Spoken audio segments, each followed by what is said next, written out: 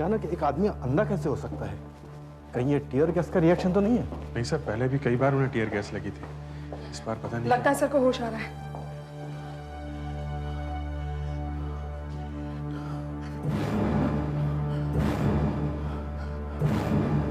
ये क्या? ये पट्टी? ये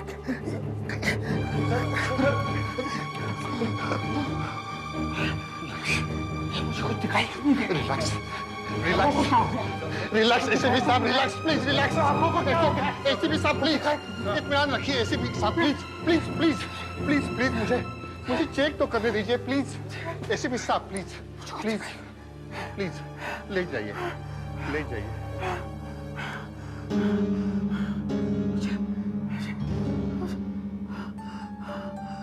क्या हुआ मुझे?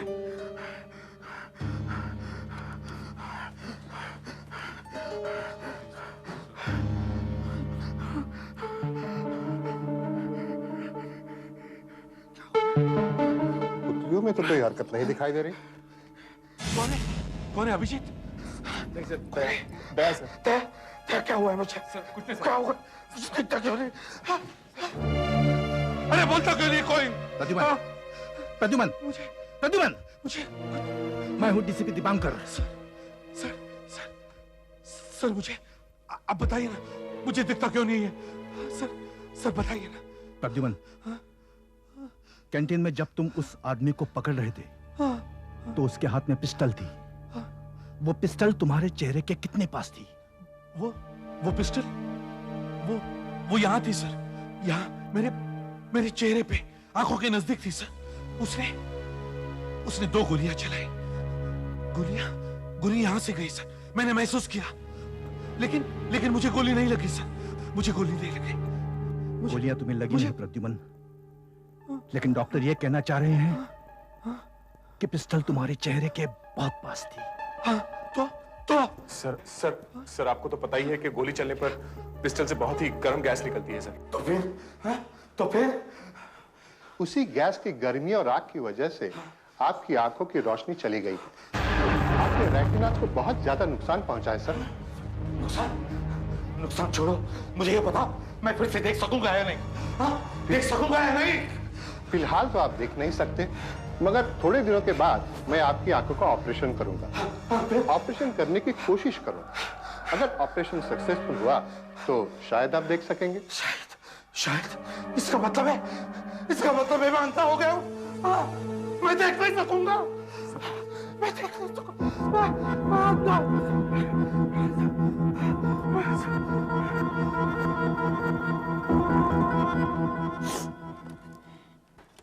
आशा, कितने सारे कार्ड आए हैं ना। लगता है वो लोग आ गए।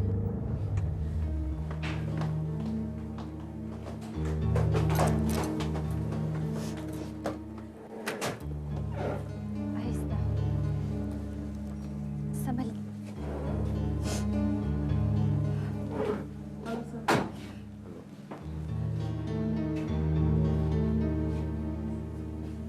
सीढ़ी। भगवान का लाख लाख शुक्र है कि आप घर आ गए। सब ठीक हो जाएगा। आपके चाहने वालों ने कितने सारे कार्ड और फूल भेजे हैं।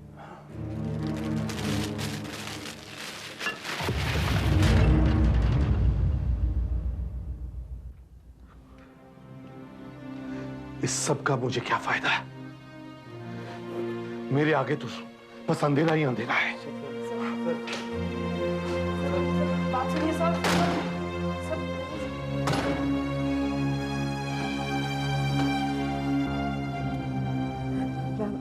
आप प्लीज संभालिए। मेरे ख्याल से हमें से किसी एक को रुकना चाहिए जब तक ये ठीक नहीं हो जाए। मैं रुकता हूँ।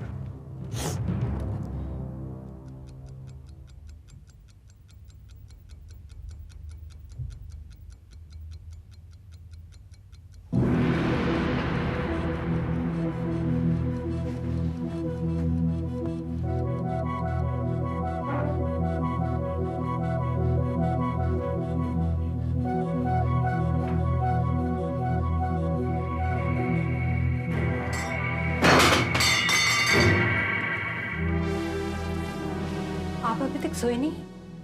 बहुत रात हो चुकी है, 1 बज रहा है। मुझे कहीं जाना है। I want to go somewhere. I'll get ready. कहाँ जाना है? CID bureau. क्या? CID bureau? इतनी रात को? हाँ। संभल कर। ठीक है।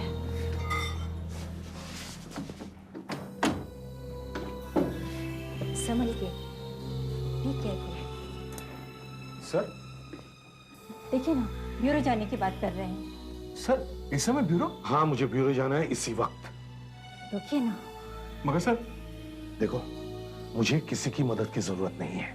मैं खुद जा सकता हूँ। सर। टैक्सी लेकर जाऊंगा मैं। ठीक है सर, मैं चलता हूँ आपके साथ।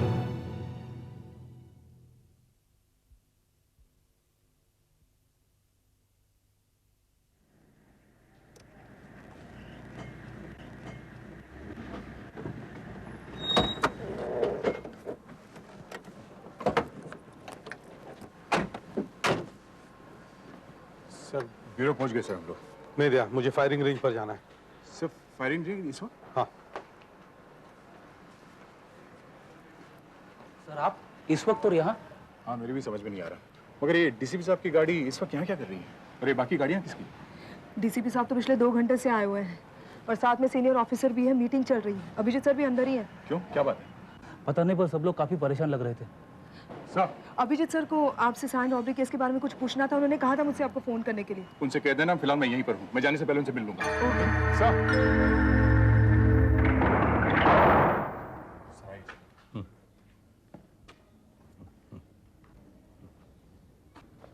सर इस तरफ।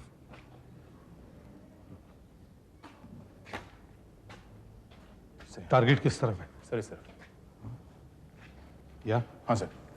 लाओ। सर एक ग्लास। हाँ। गन लाओ, गन लाओ।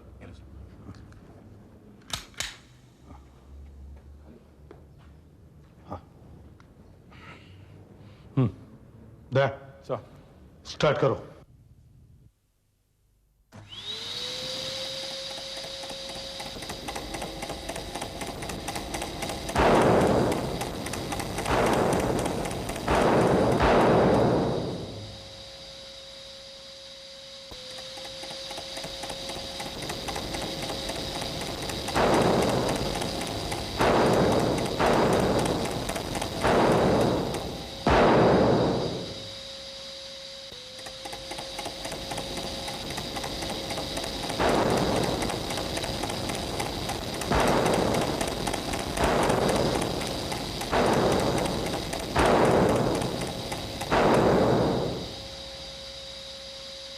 सर। देखो क्या स्कोर है। Yes sir.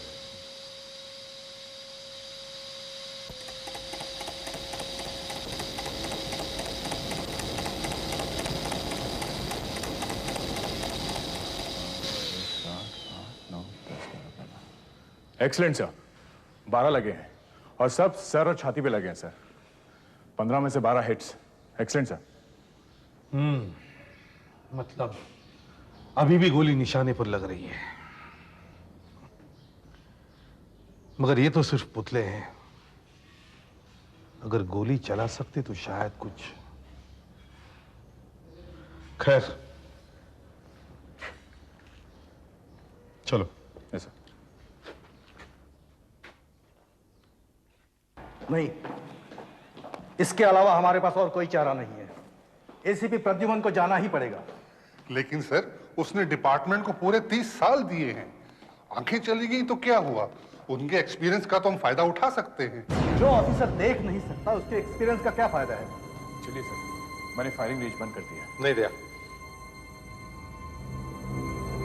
आंखें चाहिए, आंखें डिटेक्शन के लिए। बिना आंखों वाला सीआईडी का इंचार्ज हो सकता है? वो कांस्टेबल याद है ना, जिसके पैर में गोली लगी थी?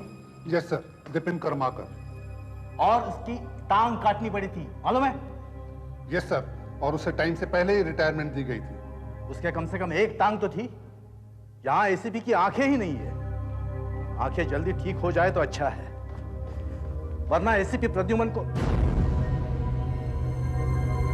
प्रद्युमन तुम? सर। मैंने सब कुछ सुन लिया सर।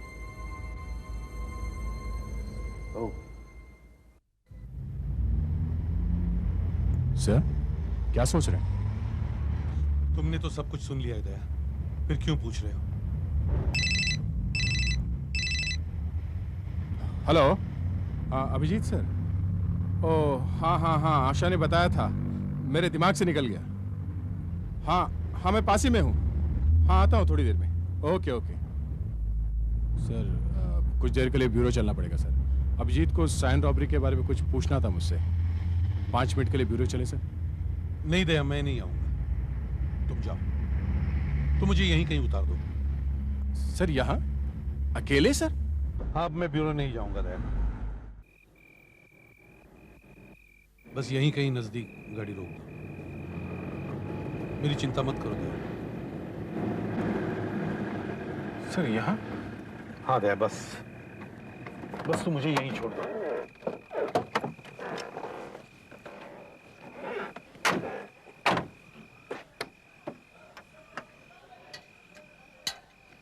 सर सड़क तो एकदम सुनसान है सर यहाँ पर।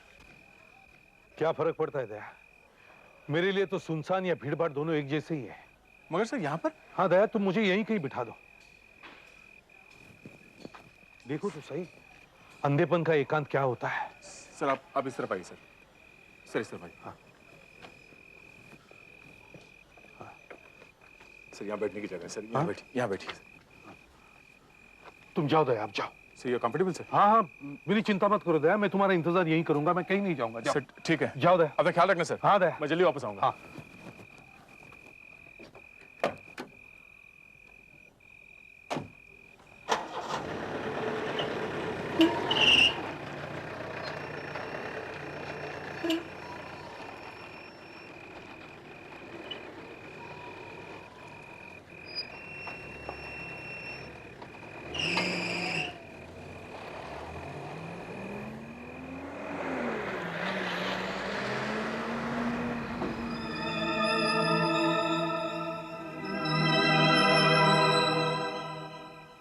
ये गाड़ी इसे यहाँ छोड़ के क्यों चली गई?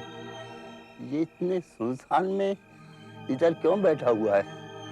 खैर अपने को क्या लेना देना। चलो भाई सो जाओ यार, सो जाओ। उसके कम से कम एक टांग तो थी। यहाँ एसीपी की आंखें ही नहीं है। नहीं नहीं नहीं, गाड़ी की आवाज।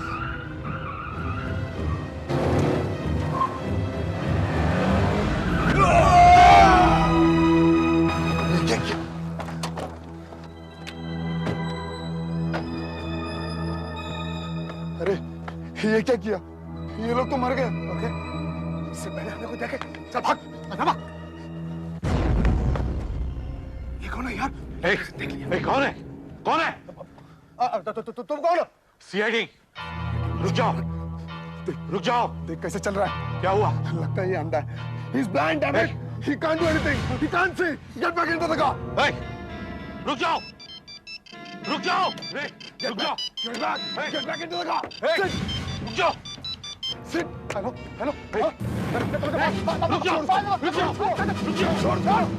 रुक जाओ, रुक जाओ बेटा। चल। रुक जाओ। रुक जाओ। अरे छोड़ दीजिए, तू चल। रुक जाओ, चल। रुक जाओ, चल। रुक जाओ, तू चल। निकल। चल तू।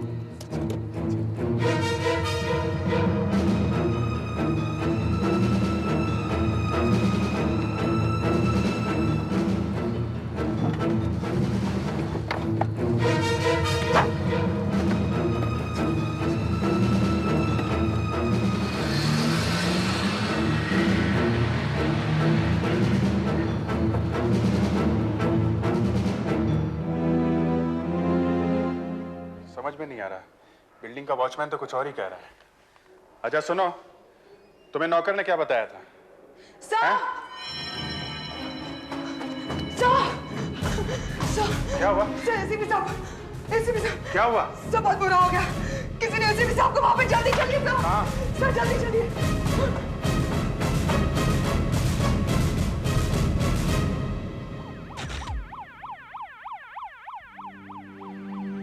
मैं यहाँ से जा रहा था साहब, देखा तो ये आदमी बेहोश पड़ा हुआ था और उनके पॉकेट से ये सीआईडी कार्ड मिला। आपको फोन किया। ठीक है सर। ठीक है डॉक्टर साहब, सब कुछ मेरे सामने हो रहा था पर मैं कुछ नहीं कर सका, कुछ नहीं कर सका मैं। सर जो जूता आपके हाथ में आया, हाँ, ये 12 नंबर का है और अच्छी क्वालिटी का है सर। अच्छा, ये देखो, कचरा यहाँ से यहाँ तक फैला हुआ है और कचरे का डिब्बा वहाँ है। यानी कि कचरे का डिब्बा यहाँ होगा और गाड़ी ने कचरे के डिब्बे को टक्कर मारी होगी, तो कचरे का, देखा, यहाँ पे टक्कर मारी। और ये क्या सब? क्या है आशा? सर ये देखिए, यहाँ पर कचरे के डिब्बे पर लाल पेंट लगा हुआ है। इसका मतलब है कि गाड़ी लाल रंग की होगी सर। लाल रंग की गाड़ी?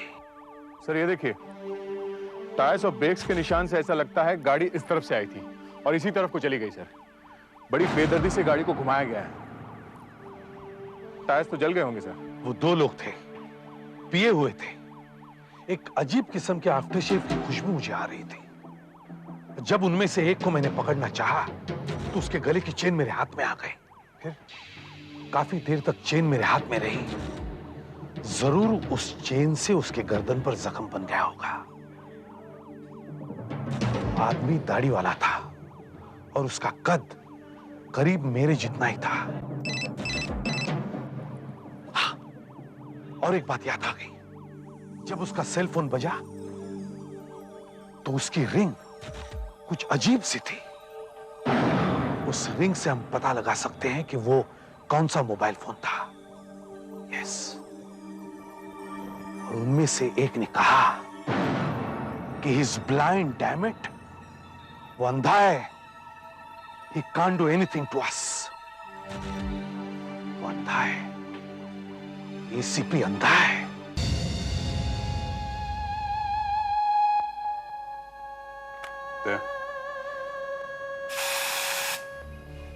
सर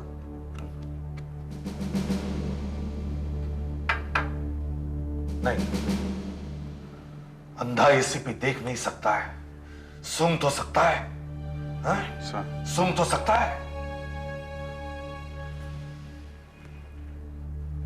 दे दूसरा डालो। सर ये देखिए। नहीं,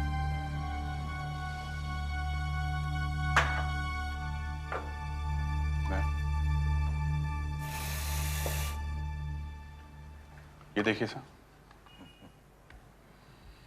नहीं, सर अभी तो सब खत्म हो गया। अच्छा,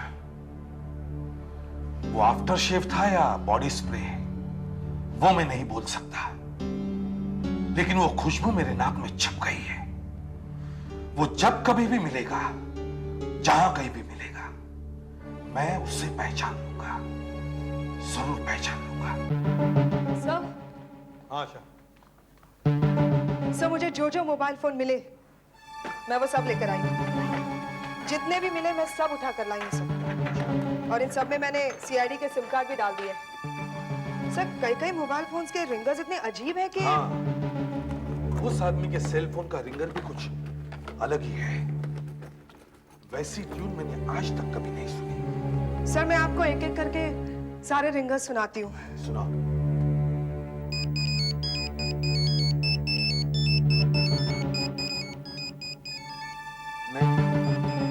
नहीं, ये नहीं।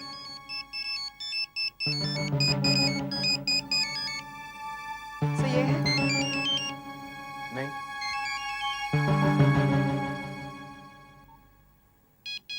ये है सर? नहीं,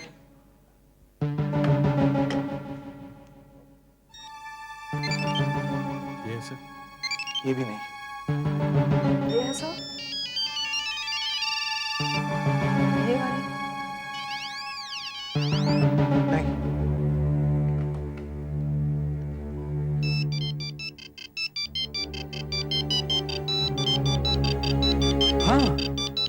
यही है, बिल्कुल वैसे ही।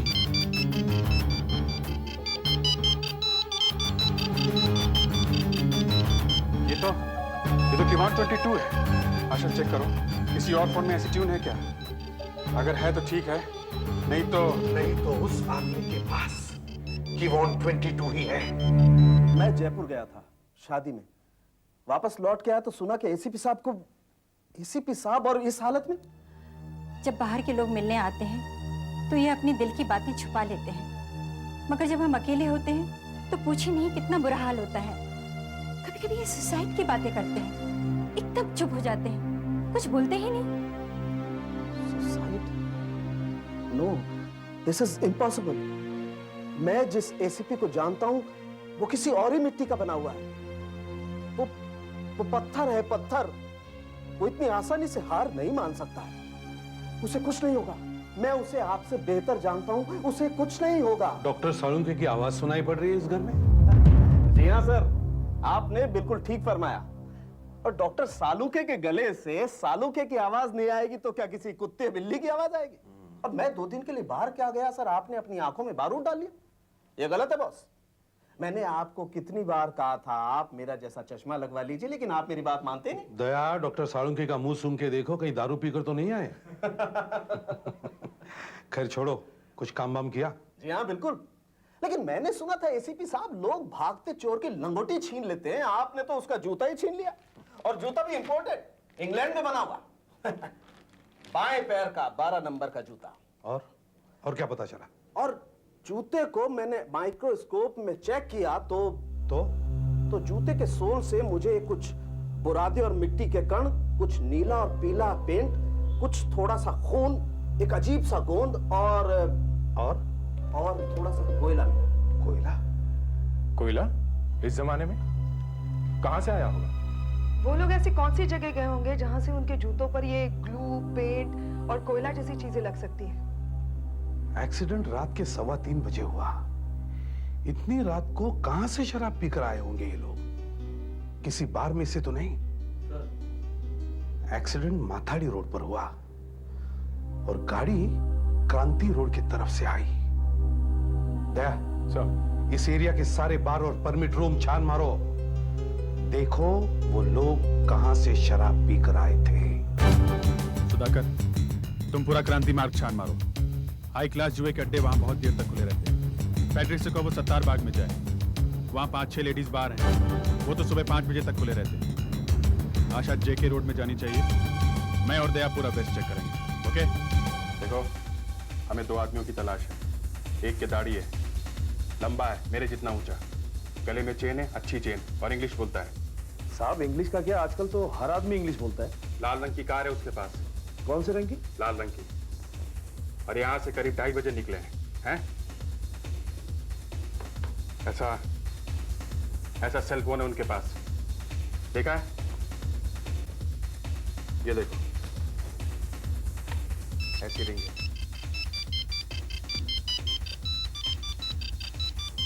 तुमने सुनी ऐसी रिंग पहले? मैंने कभी नहीं सुनी ऐसी। वॉचमैन, तुमने लाल गाड़ी देखी कोई? नहीं, मैंने नहीं देखी। सब तोते जैसे गर्दन हिला रहे हैं। अगर छूट निकला ना तो देखना।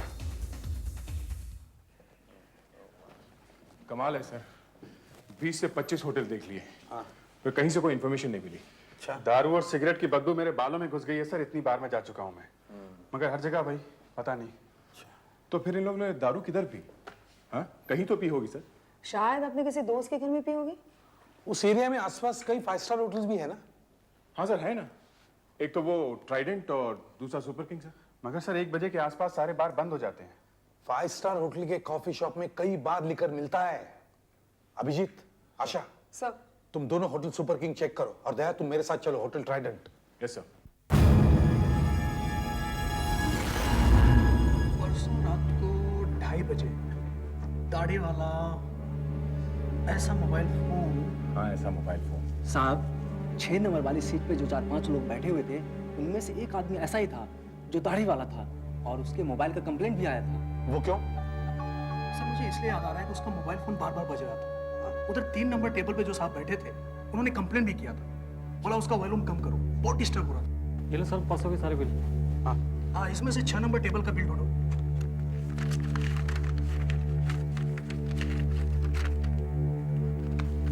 ये लीजिए साहब।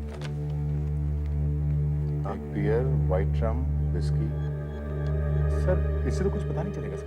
पेमेंट कैसे किया है दया? कैश से या कैश क्रेडिट कार्ड से?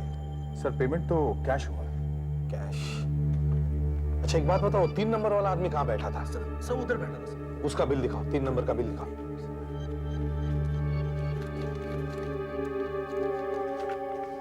हाँ सर, ये रहा बिल सर। हाँ देखो दया। हाँ सर, इसका पेमेंट क्रेडिट कार्ड से हुआ है। नंबर क्या है? किसके नाम पे कार्ड? सर कार्ड नंबर है 54061006101007 सर। हाँ। और ये क्रेडिट कार्ड जितेंद्र शर्मा के नाम से है। जितेंद्र शर्मा। हाँ सर। क्रेडिट कार्ड कंपनी से पता लगाओ, इसका एड्रेस क्या है?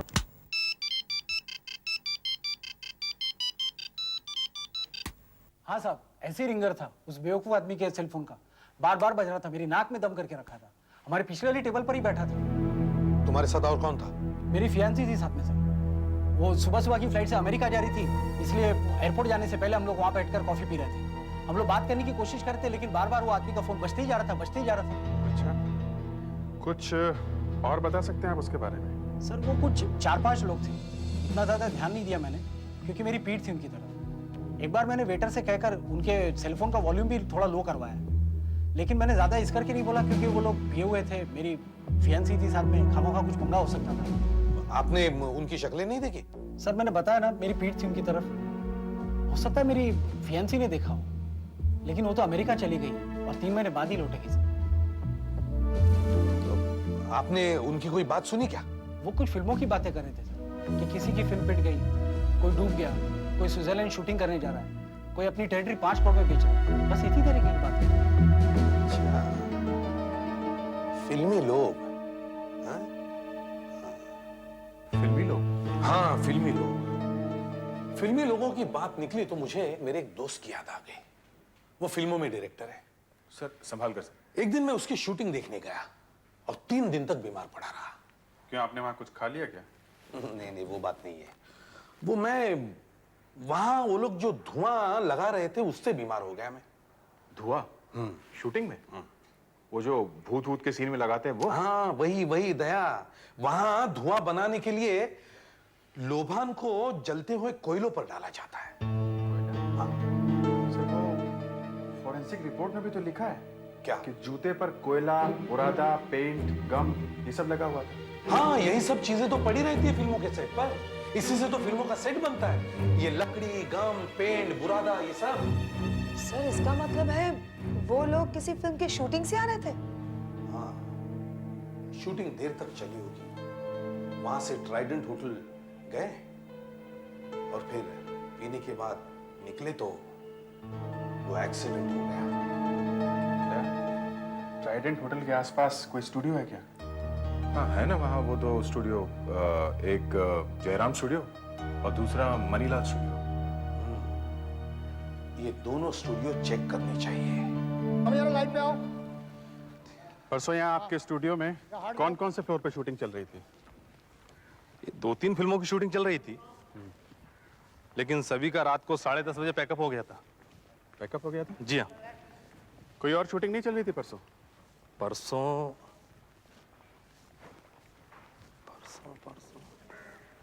हाँ याद आया, स्टूडियो नंबर 7 में थी वो शूटिंग। नहीं शूटिंग नहीं, वो अपनी क्या कहते हैं उसे, वो लॉन्च पार्टी। Launch party? किस फिल्म की लॉन्च पार्टी थी? वो फिल्म का नाम रोशनी, डोराई साहब की फिल्म है, डीडीटी प्रोडक्शन। ये बताइए कितने बजे तक चली थी ये पार्टी? ये कोई तकरीबन रात को 1 बजे तक। 1 बजे तक? टाइमिंग एकदम परफेक्ट है। 1 बजे वो लोग यहाँ से निकले और सीधा होटल ट्राइडेंट पहुंचे 1:15। 2:45 बजे वहां से निकले और 3:15 बजे वहां पहुंचे जहां उन्होंने वो एक्सीडेंट किया था। मैनेजर साहब जी, आप हमें प्रोड्यूसर दुराई का फोन नंबर और एड्रेस दीजिए। जरूर। जी हाँ, मेरी नई फिल्म रोशनी की लॉन्चिंग पार्टी थी। क्या बता सकते हैं कितने लोग आए थे पार्टी में? गिने तो नहीं थे, यही होंगे कुछ 100-125 आदमी। आपकी पार्टी थी और आपको नहीं पता कि कितने लोग आए थे? आपके पास गेस्ट लिस्ट तो होगी? हाँ हाँ, गेस्ट लिस्ट तो है ना, लेकिन उसका तो कोई फायदा ही नहीं है, क्योंकि आजकल फिल्मी पार्टियों में तो लोग दीवार कूद के भी अंदर घुस जाते हैं, और इस पार्टी में सिक्योरिटी भी नहीं थी। देखिए, जिस आदमी की हमें तलाश है उसकी पहचान हम आपको बता देते हैं, शायद आपको ध्यान में आ जाए। वो आदमी दाढ़ी वाला है, उसके गले में चेन है, उसके पास एक लाल रंग की गाड़ी है, और हाँ, उस रात उसके साथ 4 लोग और थे। उसके पास ये कीबोर्ड 22 मोबाइल फोन है, जिसका रिंगर कुछ इस प्रकार है।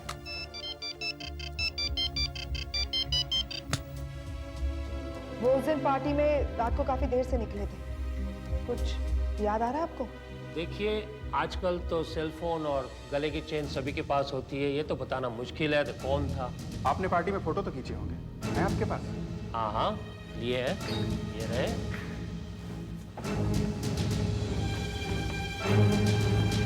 लेकिन अब तक इनको डेवलप नहीं किए। कोई बात नहीं, डेवलप हम करा लेंगे। इफ यू डोंट माइंड, इन्हें हम अपने साथ ले जाते हैं। मोबाइल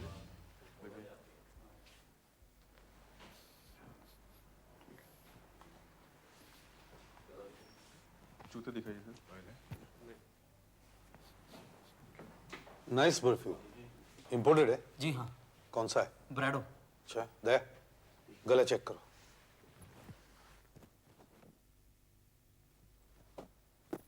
सर कोई निशान नहीं सर।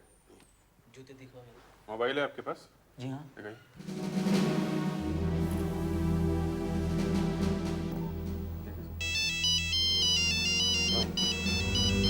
ये नहीं। नहीं सर, जूते भी वैसे नहीं है। अच्छा, अभिजीत, इनमें से कोई नहीं है। इन्हें जाने दें सर। हाँ, जाने। प्लीज आप लोग। कितने दाढ़ी वाले लोग आए थे उस मुहूर्त में? सर कुल मिला के 11 लोग थे। अच्छा, लेकिन उनमें से 3 लोग यहाँ नहीं आए। तो वो 3 जो नहीं आए वो कौन है? सर एक मिस्टर देवेश हैं, जो इस समय लंदन में हैं। एक मिस्टर कन्नन है जो मद्रास गए हुए हैं, और एक मिस्टर नरोत्तम है। सर, हमने मिस्टर नरोत्तम के घर का नंबर काफी ट्राई किया, लेकिन वहाँ पे कोई फोन ही नहीं उठा। इसका एड्रेस है तुम्हारे पास, नरोत्तम का? जी हाँ सर, है। बाकी लोगों का है सर। इन सब के घर में जाके चेक करो, हो सकता है वो लाल गाड़ी हमें मिल जाए।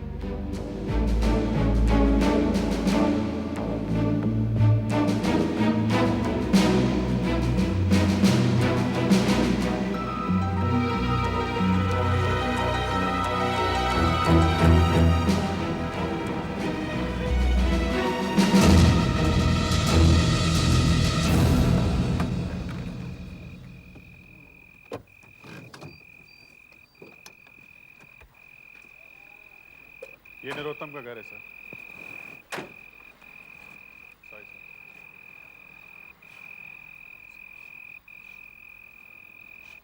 सर,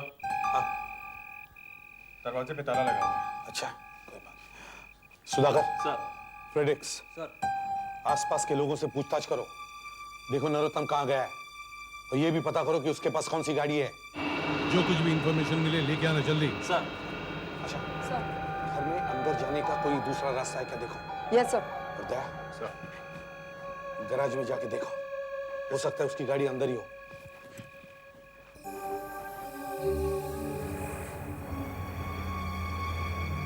अभिजीत, गाड़ी की आवाज है, गाड़ी की आवाज सुनाई दे रही, कोई आ रहा है इस तरफ से।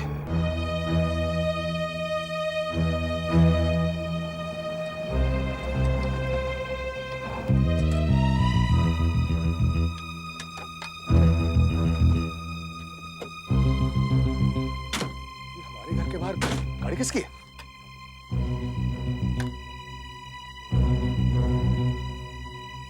कौन है आप लोग, और यहाँ क्या कर रहे हैं आप?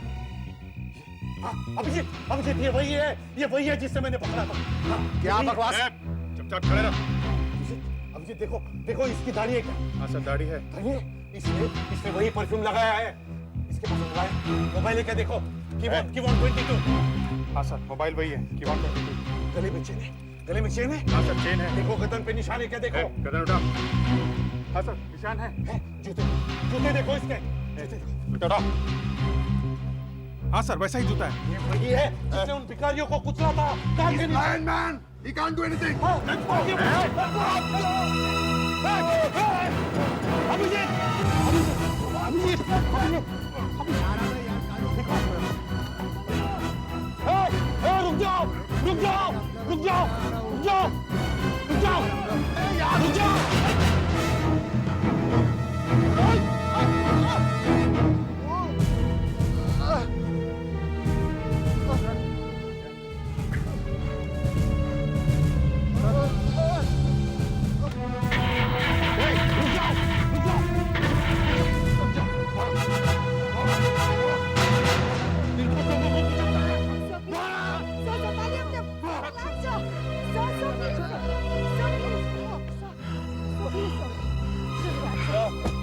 ये जिंदा है सर। निर्दोष लोगों को कुचलता है गाड़ी के नीचे। अब सड़ो जिंदगी भर जेल में।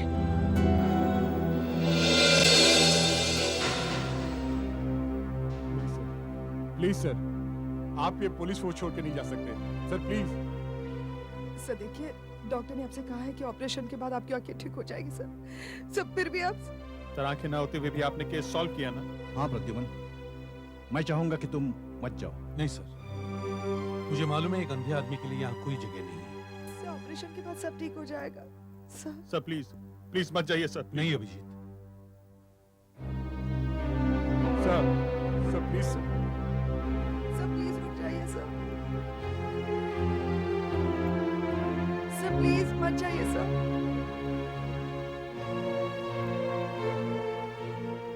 जिस जगह के लिए मैंने अपनी जिंदगी के 30 साल दिए, वो जगह छोड़ते वक्त एक नजर उसे देख भी नहीं सकता।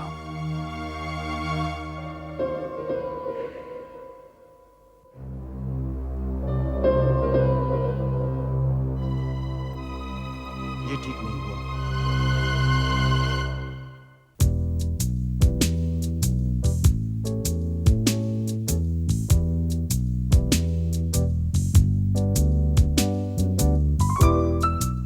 आज तो कमाल ही हो गया, शहर में एक भी गुनाह नहीं हुआ। बहुत दिनों के बाद सबको एक साथ शाम को खाना खाने की फुर्सत मिली है। डॉक्टर साहब, कहीं आप सफेद कोट और ग्लव्स पहनकर तो नहीं आए हो? हाँ नहीं, हम आज यहाँ खाना खाने आए हैं, समझे? एसीपी साहब आदावर से मैनेजर साहब। बड़े दिनों बाद जी। अब आपकी आंखें कैसी? हो जाएगी, जल्दी ठीक हो जाएगी। अरे विनोद, कौन विनोद? शारदा का हस्बैंड। शारदा मेरी कॉलेज के दोस्त है। ये हस्बैंड वाइफ दोनों एक साथ बैठे हुए हैं। What a surprise. समय से मिलके आती हूँ। हाँ जाओ।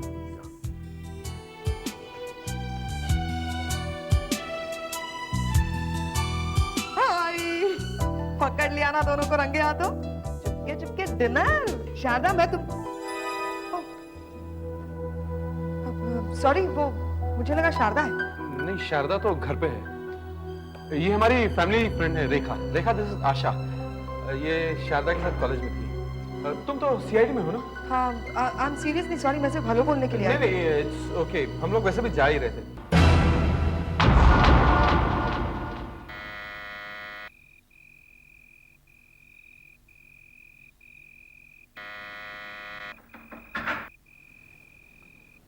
नमस्ते जी, कहिए कौन चाहिए आपको? मुझे शारदा से मिलना है। क्या वो है घर में? शारदा कौन है? मैम साहब, कोई शारदा बिटिया से मिलने आया है। अच्छा, कहिए क्या काम है? तुम अंदर जाओ। जी कहिए। मैं शारदा की दोस्त हूँ, कॉलेज की फ्रेंड आशा। आप विनोद की मम्मी है ना? जी। मैंने शारदा की शादी की फोटोग्राफ्स देखी थी, इसीलिए पहचान लिया आपको। अच्छा, लेकिन मैंने आपको पहले कभी नहीं देखा। जी, मैं वो शारदा की शादी में नहीं आ सकी थी। नासिक में थी ना पुलिस ट्रेनिंग में, इसलिए। अच्छा, तो तुम सीआईडी ऑफिसर हो? तो आपने सुना है मेरे बारे में? हाँ। वो शारदा, देखो शारदा की तबीयत खराब है, वो अंदर आराम कर रही है। शारदा? शारदा, हाय। कैसी है? मैं ठीक हूँ, तू कैसी है? एकदम फिट। बैठ ना। तू इतने दिनों के बाद अचानक? मैं तू कुछ लेगी, चाय वगैरह? अरे नहीं, मैं तुझसे मिलने आई। कुछ तो ले ले, पानी।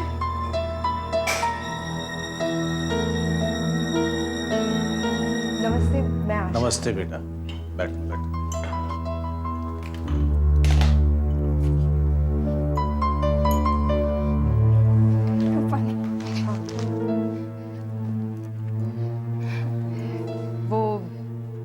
उस दिन मैं विनोद से मिली थी रेस्टोरेंट में। अच्छा, विनोद मिले थे?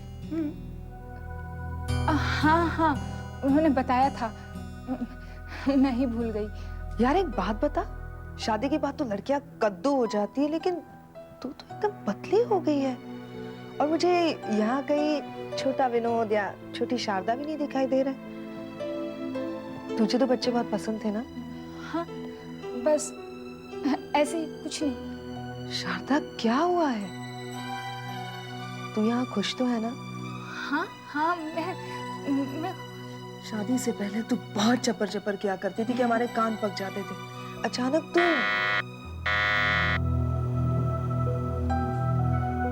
शादी के बाद अचानक ये क्या हो गया है? कुछ तू ठीक है ना? तू बता तो सही क्या हुआ है? आशा, बात ये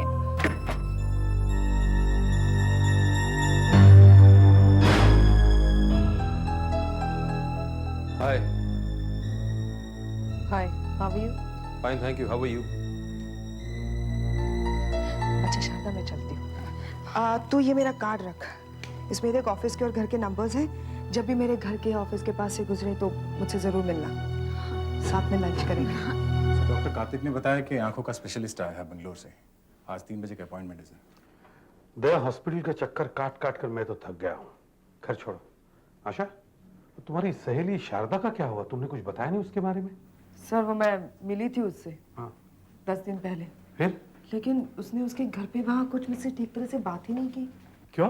सर मुझे उसका बिहेवियर कुछ अजीब लगा। अच्छा। मैंने उसे अपना कार्ड दिया था, मैंने कहा था उससे मुझे फोन करने के लिए, पर पता नहीं क्यों उसने मुझे अब तक फोन ही नहीं किया। और जब भी मैं उसे फोन करती हूँ सब, तो मुझे एक ही जवाब मिलता है कि या तो वो सो रही है या वो बाहर गई है। पता नहीं सर, मुझे लगता है वहाँ कुछ ना कुछ गड़बड़। क्या हुआ? शारदा? शारदा? सामने।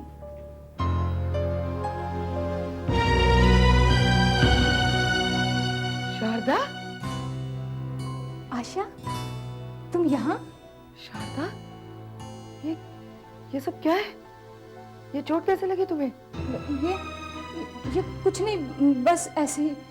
मैं किचन में गिर गई, पैर फिसल गया मेरा, एकदम मुंह के बल गिरी मैं।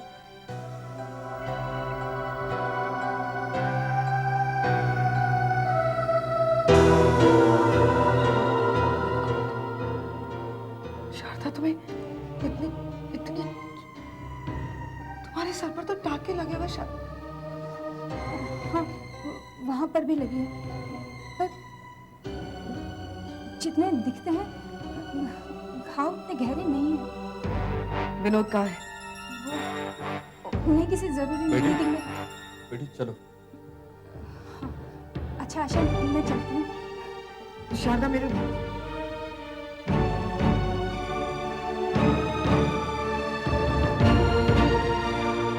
जानती हैं ना? हाँ, वो पैर फिसल गया था उसका।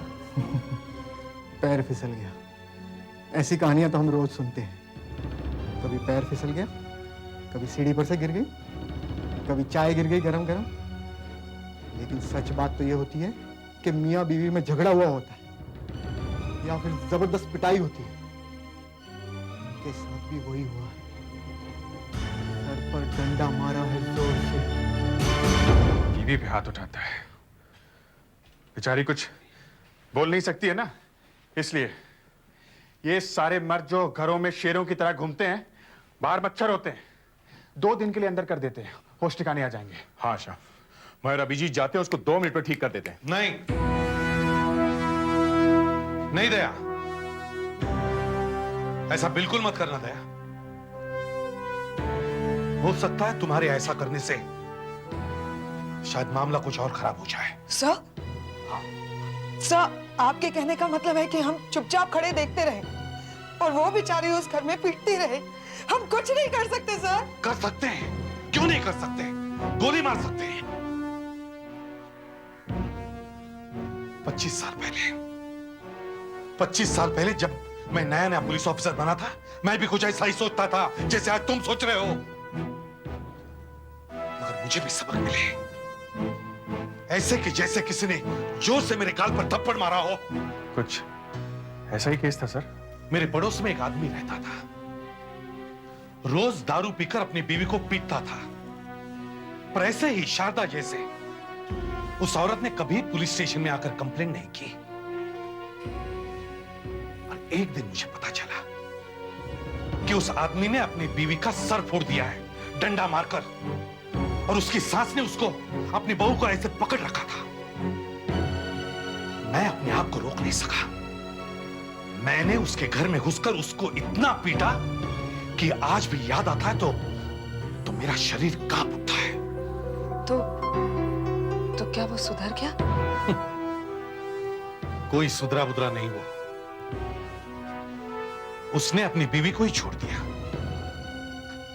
वो औरत एक दिन मुझे बाजार में मिली और जोर जोर से चिल्लाकर कहने लगी कि मेरी वजह से उसके घर की बात पूरी जनता में फैल गई, मेरी वजह से उसके घर की इज्जत मिट्टी में मिल गई। घर की इज्जत। फिर भी सर, मुझे कुछ ना कुछ तो करना ही चाहिए। हाँ, जरूर करना चाहिए, मगर पहले सोचो कि तुम एक पुलिस ऑफिसर बन के जाओगी या एक दोस्त जैसे? एक दोस्त की हैसियत से सर। ठीक है, पहले विनोद को समझाओ प्यार से, मानता है तो ठीक, नहीं तो फिर सर मैं चुप नहीं रहूंगी। ये लो, 70 रुपए हुए ना?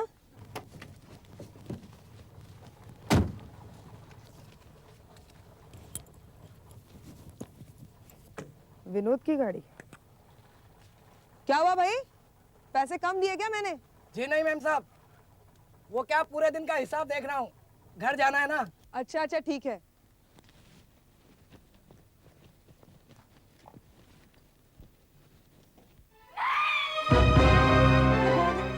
ये तो शारदा की चीख बत्ती है। शारदा, शारदा, शारदा दरवाजा खोल। ओह गॉड, शारदा, शारदा दरवाजा खोल। शारदा, शारदा, मैं क्या करूं? किसकी मदद? मैं क्या करूं?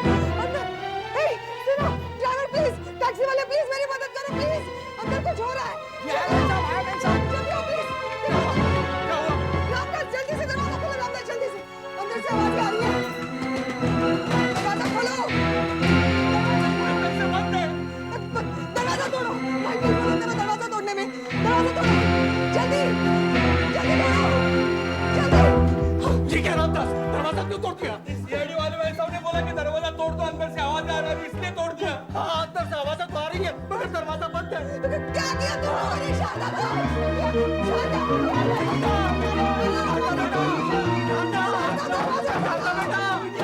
पीछे हटो, मैं बात करने वाली हूँ, पीछे हटो।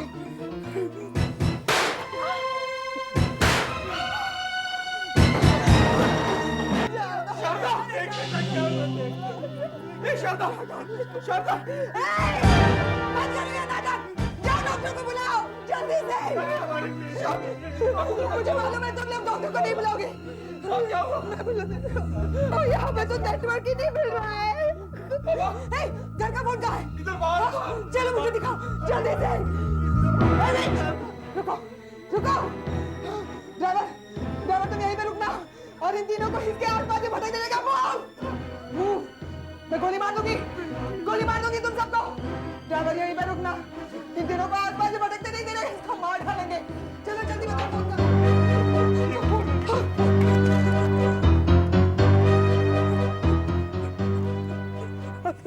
इमरजेंसी, ऐसा आशा बोल रही हूँ, एक इमरजेंसी एम्बुलेंस चाहिए। एक लड़की लटकी हुई थी, गर्दन टूट गई है उसकी, नहीं मैं अकेली नहीं शिफ्ट कर सकती, अब जल्दी से जल्दी भेज दीजिए। हाँ, हाँ होश में है, वो बच जाएगी। 174 प्रेमचंद एनक्लेव, जल्दी भेजिए। तुम इधर क्या कर रहे? मैं तुमसे अंदर रुकने के लिए कह रहा हूँ। नहीं मैम साहब, वो लड़के पानी पानी कह रहे थे, इन लोगों ने बोला कि पानी लेकर आओ, मैं यहाँ से पानी लेकर आया, देखा कि दरवाजा बंद है अंदर से।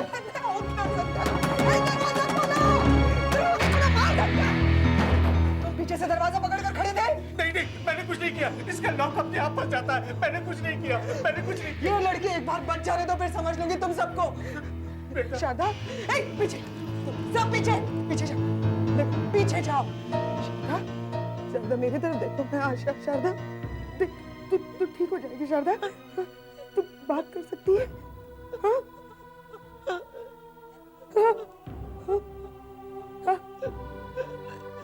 शारदा मुझे तेरा स्टेटमेंट चाहिए, समझी शारदा? ये ड्राइवर और रामदास यही रहो। हाँ, ये देखो, तुम मुझे इनके सामने बता रहे हो कि तुम्हें तीनों ने लटकाया है। मैंने तेरी चीखने की आवाज सुनी है शारदा। शारदा देख, तुझे कुछ नहीं होगा, मैं तुझे ले जाऊंगी हॉस्पिटल, तुम जाएगी शारदा। तू बोल बोल।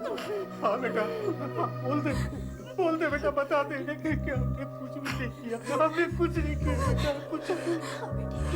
तुम ठीक हो जा, फिर हम लोग खुशी से साथ में रहेंगे। क्या कर दिया? तुम दोनों चुप रहना, बोलना नहीं, मुझे शारदा का स्टेटमेंट चाहिए। बोल शारदा बोल दे।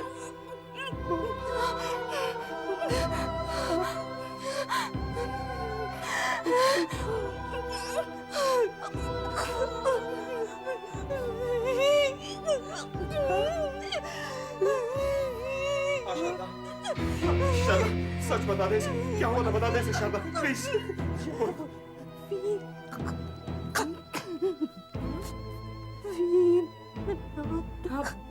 विनोद क्या? हाँ?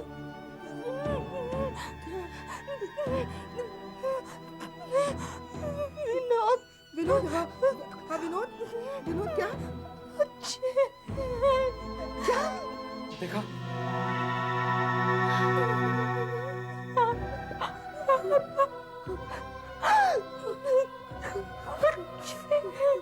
शारदा ये क्या कह रही है तू? शारदा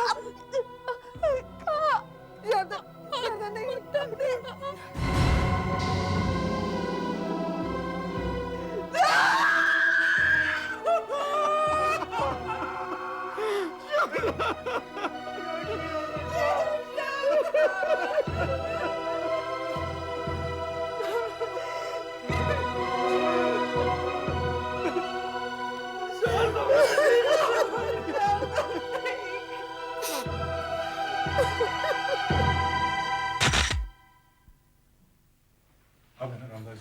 जी यहाँ काम करते हैं। हाँ जी।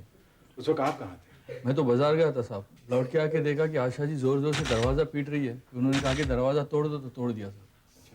आपने किसी की चीखने की आवाज नहीं सुनी? अच्छा, चीखने की आवाज सुनी साहब, हम यहाँ बैठे थे, इस जगह बैठकर अखबार पढ़ रहे थे, मैं यहाँ बैठा था, मेरी पत्नी वहाँ बैठी थी। इतने में अंदर से चीखने की आवाज सुनाई पड़ी, हम इधर भागे, दरवाजा खोलने की कोशिश की तो अंदर से बंद था। इतने में बाहर से दरवाजा पीटने की आवाज सुनाई पड़ने लगी साहब।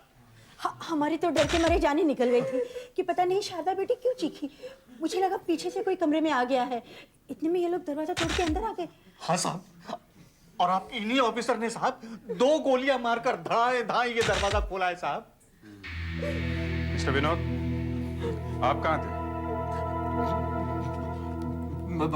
मैं बाहर गया हुआ था, वापस आकर देखा तो सब खत्म हो गया था।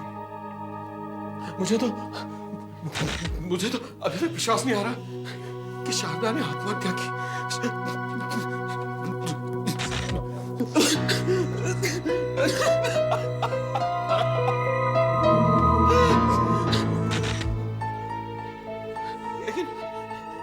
लेकिन क्यों?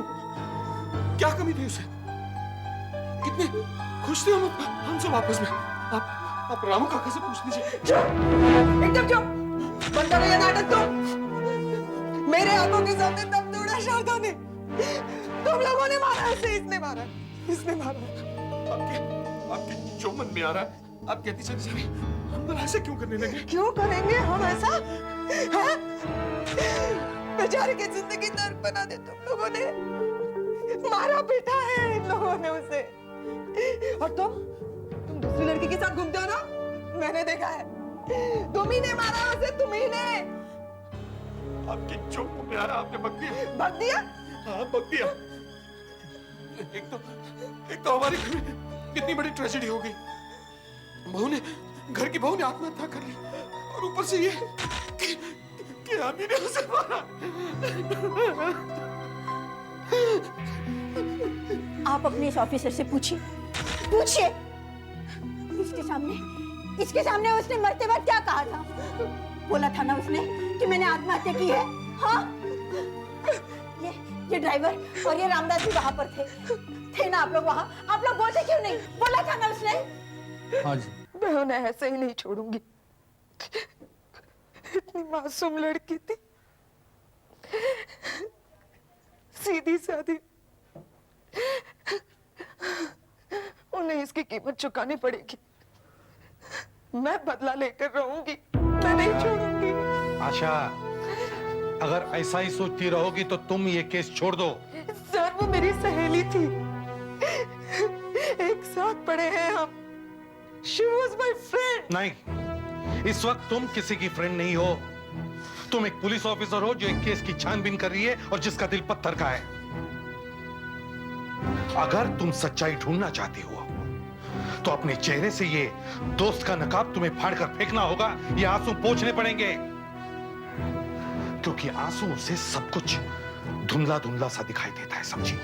हाँ आशा, एसीपी साहब ठीक कह रहे हैं, क्योंकि हो सकता है कि वाकई शारदा ने आत्महत्या की हो और हम उसे खून समझ रहे हो। कैसे पूछो अपने आंसू सर, इतनी बड़ी ट्रेजेडी हुई है। बेटा, अगर तुम समझती हो कि वाकई शारदा का खून हुआ है तो अपनी पूरी शक्ति लगा दो, क्योंकि शायद ये तुम्हारी जिंदगी का सबसे मुश्किल केस हो। शारदा ने मरते वक्त स्टेटमेंट दिया है कि उसने आत्महत्या की है। आप लोग कल कह रहे थे कि ये दरवाजा कभी कभी फंस जाता है, लेकिन ये तो एकदम अच्छा चल रहा है, स्मूथ। ऑफिसर, आपकी ये ऑफिसर पहले से ही हर बात पर शक कर रही है।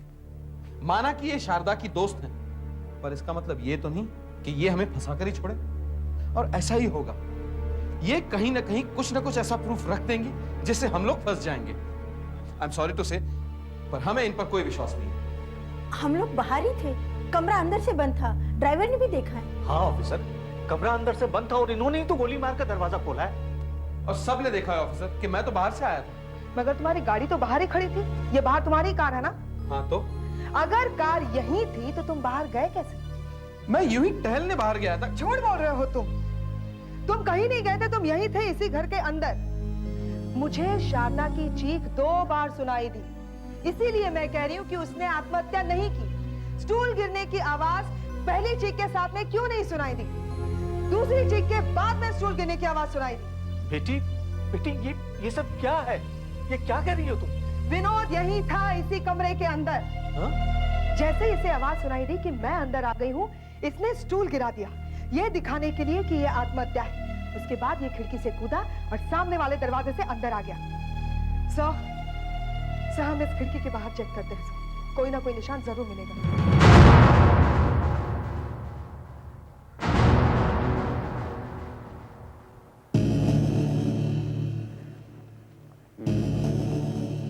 निशान तो है, एकदम नीचे है। मतलब कोई खिड़की से कूदेगा तो सीधा यहीं गिरेगा। यहाँ से निशान है, इसका मतलब आदमी इधर गया है। वैसे प्लास्टर ऑफ पेरिस का काज जल्दी ही तैयार हो जाएगा। ये देखिए, यहाँ भी निशान है। आशा, जरा वो जूते दिखाओ विनोद के जो मिले हैं।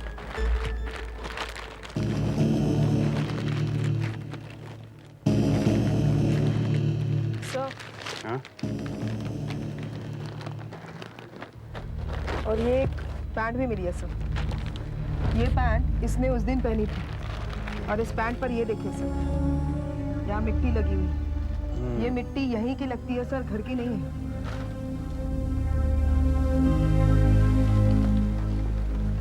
प्लास्टर का रेडी है।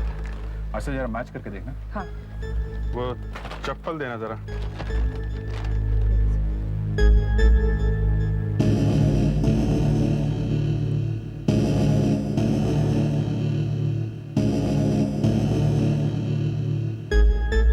एकदम मैच करते हैं। ये निशान इसी चप्पल का है। ये आपकी चप्पल है ना? जी। ये निशान यहाँ कैसे आए? सर, ये मेरा घर है, मुझे यहाँ गार्डनिंग करनी पड़ती है, मुझे शौक है, शायद तभी आ गए होंगे। अच्छा, ये सारा घर छोड़ के आपको यही जगह मिली है गार्डनिंग करने के लिए?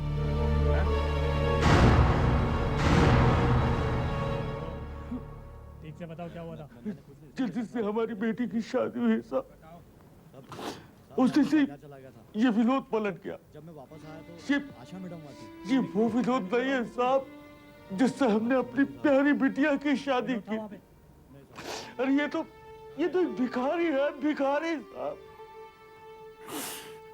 कभी इसके लिए पैसे दो तो कभी उसके लिए पैसे दो, कभी प्रॉपर्टी खरीदनी है तो कभी बिजनेस पे लगाना। तो आप भी बताइए कहां से हम लाएंगे इतने सारे पैसे? कहां से? जितना हो सकता था दिया, और जब ना बोला तो हमारी बिटिया के पिटाई। बेटी तुम तो जानती थी हमारी बिटिया कितनी भोली भाली मासूम सी। हमने कितनी बार कहा उसे छोड़ दे, वापस आ जा, मगर वो कहती थी मम्मी मैं ये शादी नहीं टूटने दूंगी, लोगों को क्या मुंह दिखाऊंगी। उसे यहाँ ले आते तो कम से कम आज हमारी बिटिया जिंदा तो होती। देखो रामदास, अब टाइम आ गया सब कुछ बताने का। सच सच बताओ, उस रात क्या हुआ था? हाँ रामदास जी, आपने बताया कि उस वक्त आप घर के पीछे की तरफ थे, मगर फिर भी आपने कुछ देखा तो होगा, कुछ तो सुना होगा आपने। हाँ रामदास जी, कुछ तो सुना होगा आपने वहाँ। मैंने सिर्फ शारदा बेटी की चीख सुनी थी, बस, और कुछ नहीं। डॉक्टर साहब, पोस्टमार्टम से कुछ पता चला? इसमें ऐसा है आशा कि ये काम दो तरीके से हो सकता है। अगर ये खून है, हाँ माइंड यू, अगर ये खून है तो फिर उसने पहले उस बेचारी का गला दबाया और फिर उसे लटकाया गया होगा, ये दिखाने के लिए कि ये आत्महत्या है। ये देखो, गले पे दुपट्टे के निशान तो होंगे ही, लेकिन उंगलियों के निशान भी होंगे। लेकिन इस केस में ऐसा नहीं है। और दूसरा तरीका वो क्या है? दूसरा तरीका क्या है? किसी को जिंदा लटका दो, दुपट्टे के निशान के अलावा तो कुछ मिलेगा नहीं। हत्या है या आत्महत्या है ये पता ही नहीं चलेगा। किसी भी जिंदा आदमी को लटकाना इतना आसान नहीं है। कुछ तो तड़पेगी वो औरत, अपने आप को बचाने की कोशिश करेगी, कुछ तो निशान मिलेंगे हमें उस कमरे में स्ट्रगल के, लेकिन हमें वहां कुछ भी नहीं मिला डॉक्टर साहब। हाँ, अब आप लोग काम की बात कर रहे हैं। कुछ तो तड़पेगी वो, तड़पेगी, लेकिन कब? जब वो तड़पने लायक हालत में होगी तब। आपके कहने का मतलब है कि उसे कुछ खिलाया गया था। खूनी ने या खूनियों ने पहले छत पर एक फंदा बनाया और फिर उस बेचारी को उठाकर उस फंदे में लटका दिया।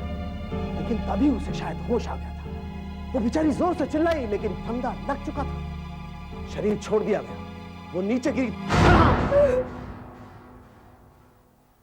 वो एक बार फिर चिल्लाई। वो बेचारी तड़प रही होगी, वो तड़प रही होगी, लेकिन उसकी गर्दन में फंदा फंसता चला जा रहा था। फंदे के फंस जाने की वजह से उसका खून ब्रेन में जाना बंद हो गया। बेचारी बेहोश हो गई। उसकी अपर सर्वाइकल वर्टिब्रा एक झटके से स्पाइनल कॉर्ड से अलग हो गई। स्पाइन और ब्रेन का जंक्शन टूट गया। बेचारी की गर्दन टूट गई। बेचारी। आपको उसके पेट में कुछ मिला? हाँ, 10 मिलीग्राम वेलकोन, स्लीपिंग पिल्स, नींद की गोलियां। एक चाय के कप में 2 नींद की गोलियां मिलाकर उसे पिलाई गई थी। फिर जब आशा ने उसे नीचे उतारा तो उसके ब्रेन में खून फिर से जाने लगा। फिर थोड़ी देर के बाद उसे होश आया और उसने अपना डाइंग डिक्लेरेशन दिया। हाँ, मगर चूंकि उसकी गर्दन टूट गई थी तो बेचारी मर गई। मगर अभी भी ये कहना बहुत मुश्किल है कि ये हत्या है या आत्महत्या है। डॉक्टर साहब, नींद की गोलियां बिना प्रिस्क्रिप्शन के नहीं मिलती। अगर हम ये प्रूव कर दें कि नींद की गोलियां विनोद ने खरीदी थी, शारदा ने नहीं, तो काम बन जाएगा। विनोद के घर की तलाशी लेते हैं और देखते हैं उसके घर के आसपास कोई केमिस्ट की दुकान है क्या। विनोद और उसके परिवार वाले आप ही की दुकान से दवाइयाँ खरीदते हैं। हमें उनके घर से आपके दुकान के बिल्स मिले। देखिए, आप ही की दुकान क्या है ना? हाँ, है तो मेरी दुकान। और ये फोटोग्राफ्स देखिए, विनोद और उनके माँ बाप, ये वही है ना जिनकी हम बात कर रहे हैं? हाँ, ये तो विनोद है, ये मिस्टर खरब, ये मिसेस खरब, इन्हीं की मौत हुई है ना? जी। ये तो सालों से हमारे यहाँ से दवाइयाँ आती हैं। मिस्टर खरब तो डायबिटिक पेशेंट भी है। एक बात बताइए, हाल ही में इनमें से किसी ने स्लीपिंग पिल्स खरीदी थी? Sleeping pills? जी हाँ, नींद की गोलियां। देखिए, हमें इनके घर से जितने भी बिल्स मिले हैं उनमें किधर भी स्लीपिंग टैबलेट्स लिखा हुआ नहीं है। देखिए, हम बिना प्रिस्क्रिप्शन के स्लीपिंग टैबलेट्स नहीं बेचते हैं। हे, तुमने तो नहीं दी मिस्टर खरब को स्लीपिंग टैबलेट्स? वो सब मुझसे गलती हो गई साहब। वो विनोद साहब आए थे, स्लीपिंग पिल्स मांग रहे थे, कह रहे थे नींद नहीं आ रही है। और तुमने दे दी उनको? मैंने सोचा रोड के ग्राहक हैं, इसलिए मैंने इनको एक वेलकॉन की स्ट्रिप दे दी। देखा, यही वो स्ट्रिप है। और तुमने बिल भी नहीं बनाया? नहीं, मैंने बिल भी नहीं बनाया। देखिए साहब, हाँ, मुझे आजकल नींद ठीक से नहीं आ रही है, इसलिए मैंने ये स्लीपिंग पिल्स खरीदी हैं। लेकिन इसमें से तो सिर्फ 2 ही गोलियां खाई गई है, और शायद यही 2 गोलियां शारदा को खिलाई गई, चाय में मिलाकर। ये आप कैसे कह सकती हैं? शारदा के पेट में से चाय और नींद की गोलियों के केमिकल्स मिले हैं। गोलियों की वजह से शारदा बेहोश हो गई, आशा, और शायद आप लोगों ने उसे उठाने में मदद की और फिर उसे दुपट्टे से लटका दिया। लेकिन हम क्यों ऐसा करने लगे? देखिए, शारदा अक्सर डिप्रेस रहा करती थी, इसलिए उसने आत्महत्या की होगी। हाँ, ऑफिसर, ऐसे भी तो हो सकता है कि वो इसी स्टूल पर चढ़ी जिस पर आप खड़ी हैं, फंदा लगाया और लटक गई, और दर्द कम हो इसलिए नींद की गोलियां खाली होंगी। 1 मिनट, आशा, ये तुम्हारी सहेली की ऊंचाई क्या थी? मुझसे थोड़ी सी छोटी थी वो। फंदा डालो ऊपर।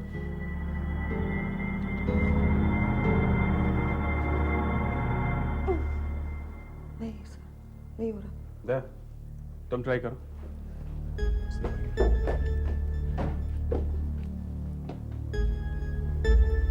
देखा, फंस गया ना मिस्टर? शारदा इस हुक में फंदा डाल ही नहीं सकती थी, फंदा डाला है आपने। आप जरा चलो स्टूल पर। नहीं, मैं क्यों चढ़ूं? मैंने क्या किया है? जरा मदद करो साहब की। नहीं, 1 मिनट, लेकिन मैंने ऐसा कुछ किया नहीं, तो मैं स्टूल पर चढ़। हाथ ऊपर, हाथ ऊपर करो, और ऊपर। किसी ने किया? आपने कहा और मैं मान लूंगा। देखिए साहब, आप हमें कितना भी ऊपर नीचे चढ़वा लीजिए, माँ बाप को धमका लीजिए, पर एक बात को आप मिटा नहीं सकते कि शारदा ने मरते वक्त खुद आशा से कहा था कि उसने आत्महत्या की है। वो ठीक कह रहे हैं। अगर तुम्हारे पास सबूत है कि ये खून है, तो उनके पास डाइंग डिक्लेरेशन है।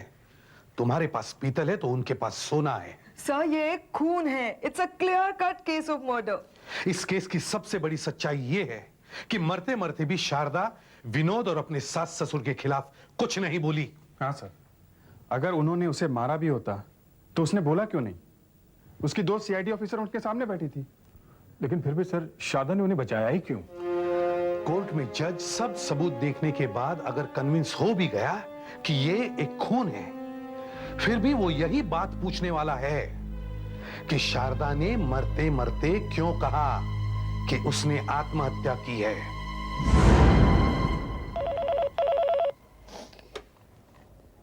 हेलो, एसआई आशा, CID. Yes sir.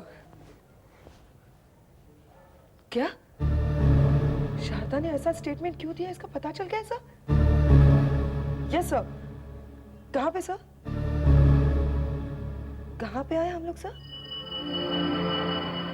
Hospital terminal ward?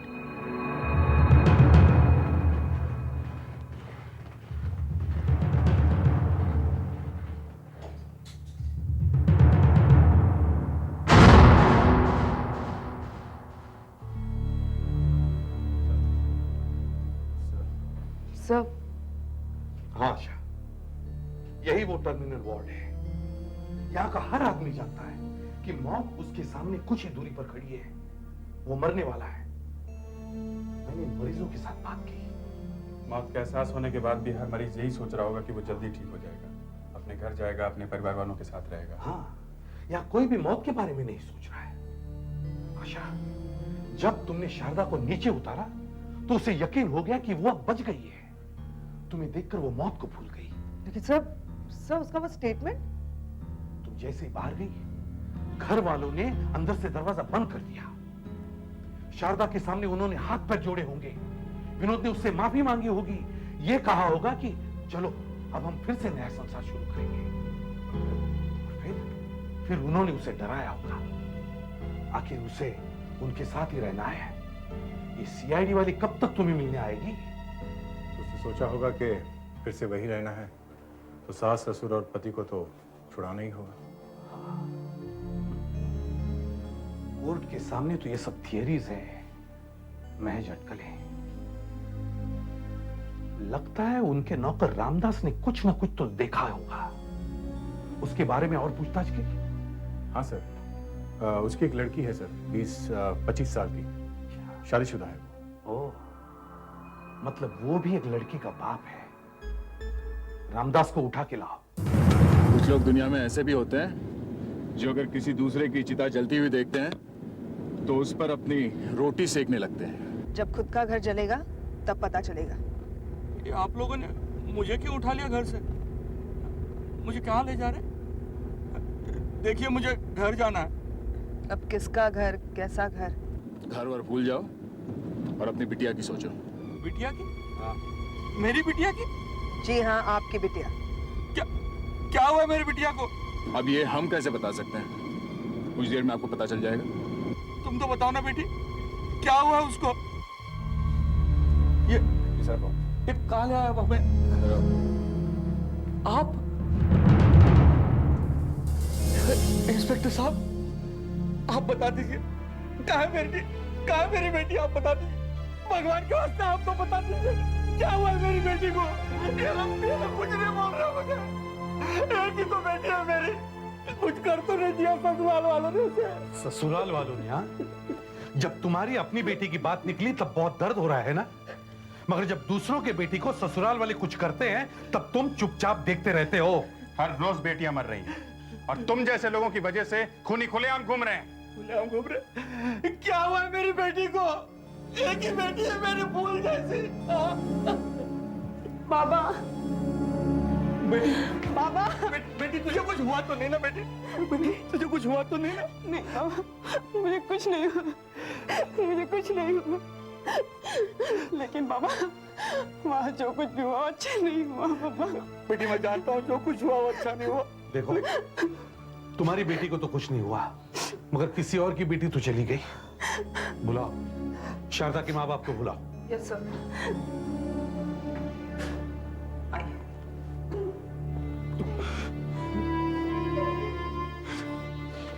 Ramdas, अरे मालिक आप?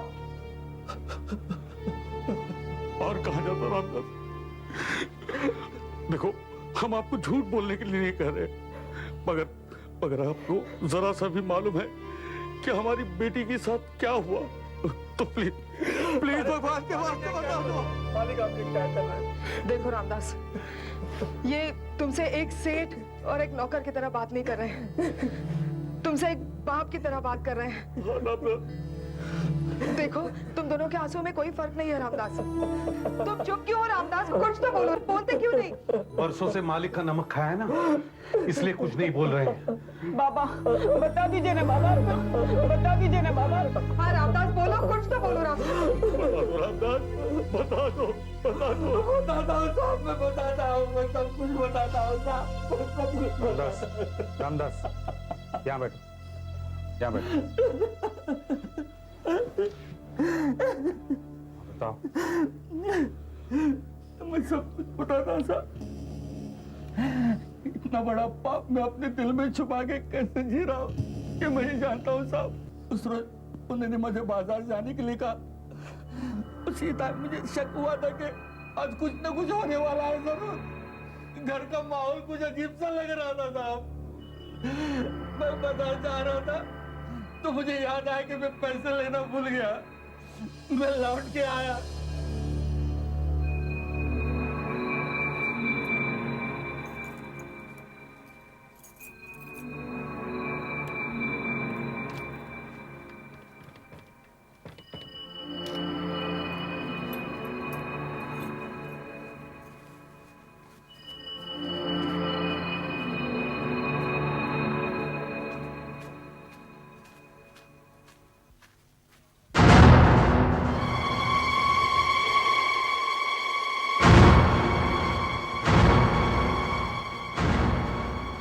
विनोद साहब कहीं नहीं गए थे, वो वहीं थे अंदर।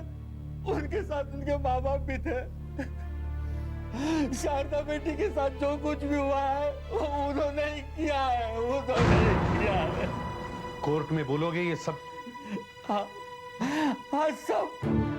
देखिए, आप हमारे साथ इस तरह से पेश नहीं आ सकते। हम कोई भेड़ बकरियां नहीं है, आप हमें गिरफ्तार नहीं कर सकते। गिरफ्तार नहीं कर सकते? आप लोगों को गिरफ्तार कर लिया गया। हमें तुम लोगों के खिलाफ सबूत मिल गए हैं। और शारदा ने मरते वक्त झूठ क्यों बोला था उसका भी जवाब हमें मिल गया है। और जज साहब हमारी बात जरूर सुनेंगे। सबसे बड़ी बात, शारदा की मौत के समय विनोद घर पर ही था। ये बात साबित करने के लिए हमारे पास विटनेस है, और वो विटनेस है रामदास। अरे ये तो हमारे परिवार वाला है। इसने हमारा नमक खाया है। भैया, इतना बड़ा धोखा एक नौकर मालिकों को फांस रहा है। जिस थाली में खाता है उसी में छेद करता है। तुम लोगों की थाली में छेद करने की जरूरत नहीं है। तुम लोगों की थाली है ही ऐसी। शारदा आप लोगों के घर में बेटी बनकर आई थी और आपने उसे फांसी पे लटका दिया। जिस बेदर्दी से तुम लोगों ने शारदा को लटकाया ना, उसी तरह तुम लोग भी लटकाए जाओगे। तुम लोग भी तड़पोगे उसी तरह।